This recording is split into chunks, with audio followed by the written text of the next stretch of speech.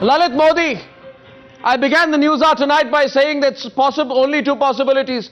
Either Lalit Modi is lying or Gurunath Mayapan is lying. Either Lalit Modi is lying because I think you put up some pictures out there on your Twitter address, Twitter handle. Though I'm not on Twitter, I know that you put out some pictures on your Twitter handle of passes. One of the passes is with me of Gurunath Mayapan, Chennai Super Kings owner, team owner pass from the year 2008. Now there are only two possibilities, Mr. Modi, that you were part of the Srinivasan gang, which is why you were soft and you allowed non-owners into the team dugout, in which case you are the person who's made the mistake, willingly, or Gurunath Mayapan is lying.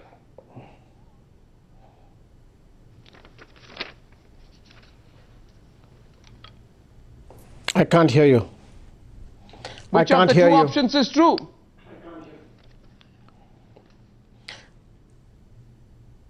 Hello? Lalit Modi, can you hear me? Arnab, I can't hear you. Can you hear Now me, I can hear Lalit you. Modi? You're fading in and out, but I can hear you now. You have said what are the two options that are true, whether I'm a liar or Mr. Gurunath is a liar. First and foremost, you got to understand that I have 100% of the documentation as far as IPL is concerned when I was chairman of the IPL. And when we issued passes like this, the passes were issued only after the team owners would send us their list of the likely owners, of the owners that are going to be present at the games, and we have the documentation. I just put out the photos of the passes because it's self-explanatory, but if I'd be happy to provide all documentation and put them all out there to the public of how the process is followed. No, so you write in your tweet, India Cement new claim that Guru is not team owner is because the franchise ownership will be cancelled. It's a fraud, you say, right? You're saying it's a fraud. Correct. There is a rule. There's a rule of the IPL which all franchisees have signed on to. Rule 2, subquote I, to operate the franchise and to manage the team in accordance with the laws of the game, all legal requirements, including without limitation as regards health and safety, and the regulation not to engage in any activity underlined or practice which may reasonably be anticipated to result in public criticism or to reflect badly on the BCCI, IPL, the league, the BCCI and the team and the game of cricket. Under this clause, very clearly, and there's a governing clause of betting that the BCCI laws provide for. If a member of an IPL team owner is caught betting, that we have suo moto right to cancel the agreement of that team, and that should be done right away if he is in fact booked for betting.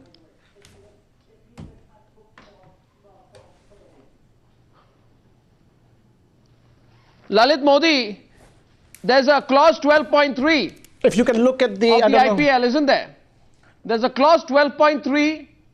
There's a clause 12.3 of the what are you showing now, viewers? I'm asking you about clause 12.3 of the IPL, which deals with termination, Mr. Modi. According to this clause, the BCCI IPL may terminate the agreement with the franchisee if 1, there is a change of control of the franchisee, B, if they transfer any material part of the business, but 3, most importantly, if the franchisee, any franchisee group company or any owner acts in any way which has a material adverse effect on the reputation of the IPL. Going by that logic, we have two pictures. One, we have first a set of passes which you put out which prove that Gurunath Mayapan is the owner of Chennai Super Kings, and then we have the clause of the IPL according to which if the owner does something which affects the IPL, then the contract with the team should be cancelled. By which logic, Mr. Lalit Modi, are you saying that the Chennai Super Kings should no longer exist because the owner of the Chennai Super Kings has compromised the IPL? Very correctly so. They should not exist. The contract should be cancelled and Chennai should be re-auctioned to a new buyer immediately.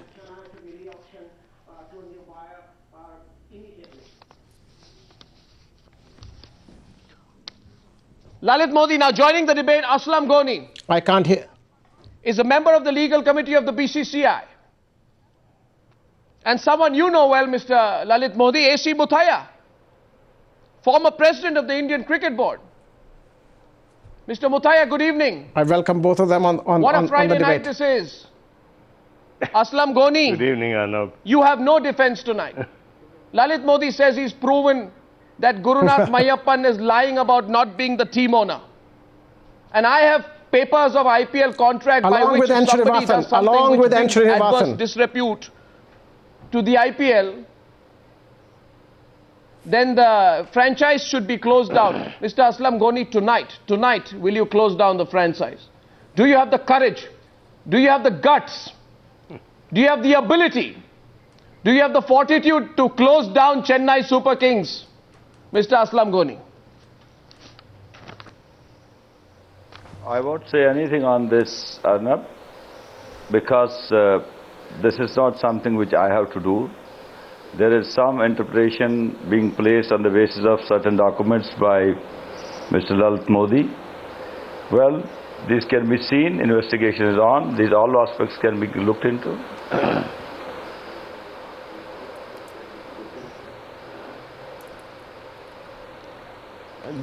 I don't know why you're being so dodgy today. Lalit Modi, the BCCI representative, he's on 4 or 5 committees of the BCCI, says he has no views.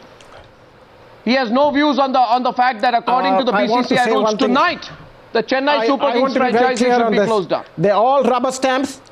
I'm very clear, and I'm making this on live television. They are all rubber stamps. They just want to. They have got enough favors out of the BCCI president that they are rubber stamping everything that they're doing, and as such, they are his master's voice. I was quite respectful to Modi, despite being a fugitive. Despite being a fugitive, I was quite respectful to him. I am sorry. But you know, the language he's using, I'm sorry that the BCCI, Mr. Modi. We had a good time at times, but the language you are using, I object to it. There is nothing personal, and nothing personal should be spoken by any participant. Nothing personal against you. No, please. I have nothing personal against you. No.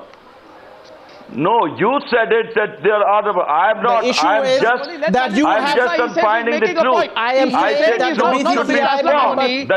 BCCI members. Lalit Modi is saying. No, Mr. Aslam Ghani, don't get worked up. You see, we have to make a point. Lalit Modi is saying. He's not saying you. He's saying people like you are rubber stamps. He's not saying you are a rubber stamp. Please don't say that. Don't include me in that. Please don't include me in that. Yes, I know what Modi has been doing and what other people are doing in the BCCI. I know it. I know it. But you need to speak out. You need to tell the truth. It is important to come clean now. I have told you.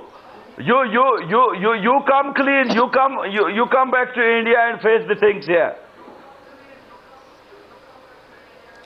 Don't worry about me. I am already coming clean, and I'm telling. I am not in the hiding. I have given the information. That is not your answer. Your answer is you're there now. Your answer is there. You're there now. I would have told Mr. Arnab that I won't be participating in the debate. Obviously, BCCI doesn't want to have any official of BCCI participate. Who is harming this august body of BCCI? Whosoever it may be. I have got no brief of anyone. Mr. Ghani, you are as we have been good friends when you were good. We have been good friends when you were good. I have no problem with you. You're not understanding my issue. No, but you opened the Pandora. Of a committee. Lalit, you opened the Pandora. I never wanted. I was just referring to your things. Why don't we let Dr. Muthaiya answer who's right or wrong in this debate? Dr. Muthaiya there. You know very well. He's the past president. He's the past president. It's now the turn of Mr. A.C. Muthaiya on the Newshour tonight. Mr. Muthaiya, Lalit Modi, don't mind. Don't mind it. I know you have a lot of problems with times now and you think you have too direct sometimes. Some people will say, Mr. Muthaiya, tell you whether I'm right or wrong. That the funniest thing is when Lalit Modi questions conflict of interest.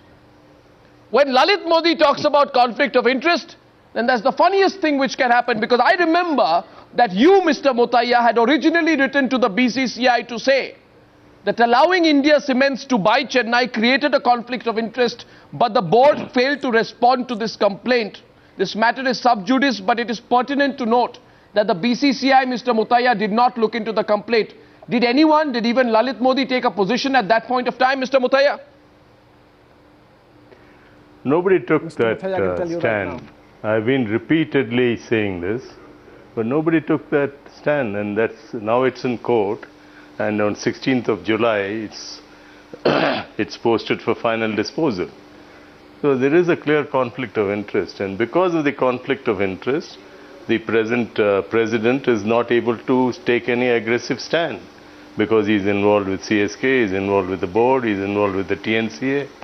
It's so shameful, and I'm really sad that this is happening to cricket. We're one of the prestigious boards in the world. We are respected all over, and today we stand completely under the cloud.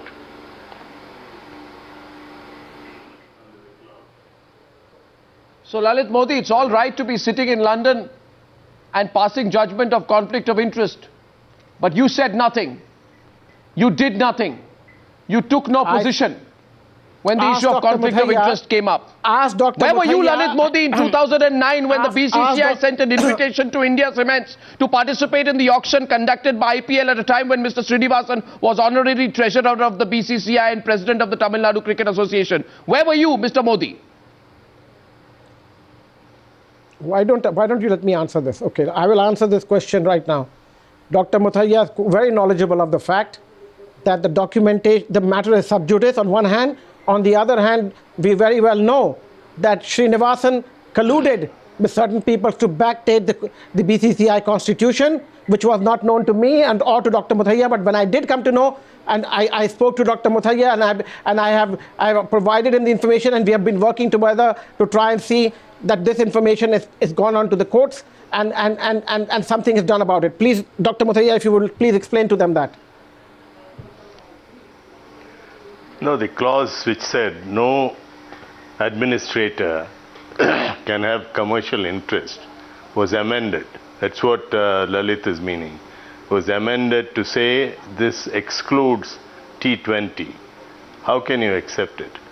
This was the clause which was that was already done, present. backdated.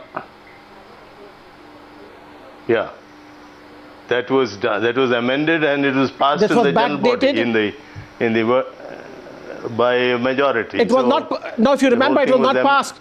It wasn't passed. It was amended.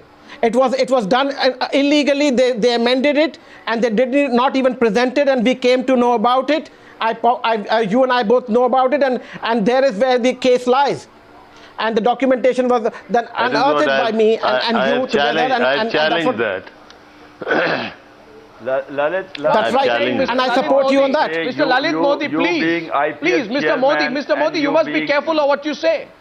You must be careful of what you say. You being chairman of IPL and you have to be very careful, because Mr. Modi, you went along with all of this, didn't you? And now I'd like to introduce into this panel Rahul Narvekar, senior advocate, Shiv Sena leader, to say by this? and Gulu Ezekiel, who has a question there for Lalit Modi. 1 second, Lalit. You know Gulu Ezekiel, senior journalist. He has a question for you, because the question tonight is of conflict of interest. And we are going to quiz you, Lalit Modi, on whether you have any right to be lecturing on conflict of interest sitting there in London. Gulu.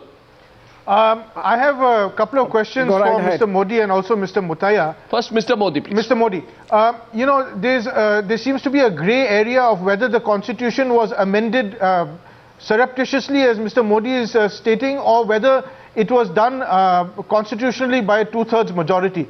After 5 years, this question has still not been resolved. But the fact is, the constitution was amended, and if at all it was done surreptitiously or by two-thirds majority, does that mean that the board was just turning a blind eye for 3 years? Because Mr. Modi was commissioner and vice president of the BCCI. Vice president of the BCCI and commissioner of the IPL, also known as the father of the IPL in 2008. 2009, 2010, he was removed by the BCCI and moved to London. So those 3 years when CSK was taking part, was it taking part as an illegal entity?